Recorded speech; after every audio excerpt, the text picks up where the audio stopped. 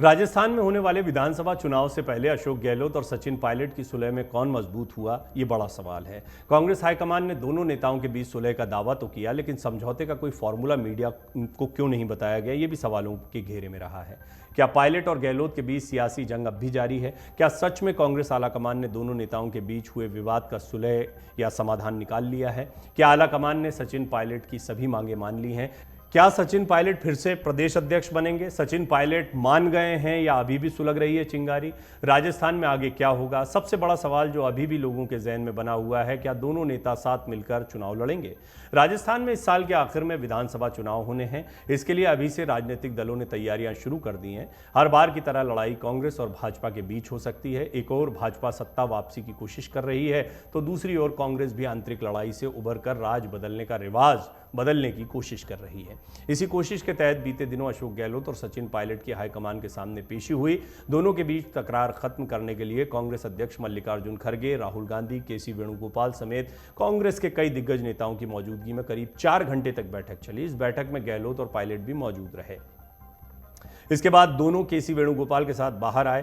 कांग्रेस महासचिव केसी वेणुगोपाल ने बैठक की जानकारी दी। कहा, हमने तय किया है कि राजस्थान में एकजुट होकर संयुक्त रूप से विधानसभा का चुनाव लड़ेंगे और कांग्रेस को जीत दिलाएंगे। अशोक गहलोत और सचिन पायलट दोनों ने मिलकर चुनाव लड़ने के प्रस्ताव पर सहमति जताई है। ये दोनों नेता साथ मिलकर चुनाव मैदान में जाएंगे। विवाद पर सवाल हुआ तो उन्होंने कहा, दोनों यानी सचिन पायलट और अशोक गहलोत ने इसका फैसला कांग्रेस हाईकमान पर छोड़ा है। हालांकि सवाल अभी भी बरकरार है, क्या वाकई में गहलोत और पायलट की लंबी लड़ाई खत्म हो चुकी है? आखिर कांग्रेस ने गहलोत और पायलट के बीच सुलह का कोई फॉर्मूला तय किया भी है या नहीं किया है? दोनों की लड़ाई में अब आगे क्या होगा, ये भी थोड़ा जानने की कोशिश करते हैं। पार्टी हाईकमान ने एक बार फिर गहलोत और पायलट को अलग अलग बुलाकर अलग अलग मंत्र दिए। ऐसा ही सियासी बगावत के बाद सचिन पायलट के वापस आने पर किया गया था। सियासी मंचों पर ही कांग्रेस हाईकमान कई बार गहलोत और पायलट दोनों के हाथ साथ में उठवाकर प्रदेश में ऐसे मैसेज देती रही है, लेकिन स्थायी समाधान नहीं निकल पाया। फिर से बहुत सारे सवाल खड़े हो गए हैं, क्योंकि असली लड़ाई तो गहलोत और पायलट के बीच सीएम की कुर्सी की है। जो लड़ाई विधानसभा चुनाव से पहले भी थी और चुनाव जीतने के बाद भी हुई।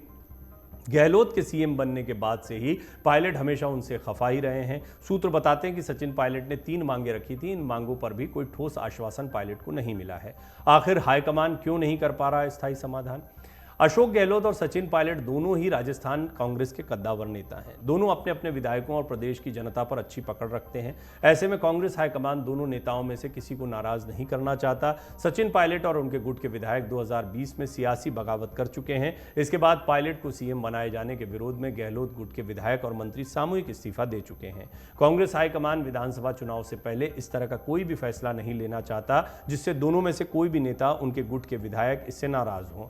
इन सारी चीजों से बचने के लिए हाईकमान ने अब तक कोई फैसला नहीं लिया है, लेकिन देखना यह होगा कि सचिन पायलट कब तक शांत रह पाते हैं।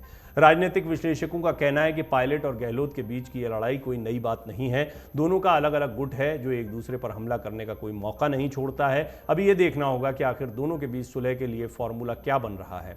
सोमवार को हुई बैठक में तो सिर्फ कुछ दिनों के लिए एकजुट रहने के लिए कहा गया। असल तस्वीर तो तब सामने आएगी जब सुलह का फॉर्मूला तय होगा। दोनों नेता इस फॉर्मूले के बाद ही अपना आगे का भविष्य तय करेंगे।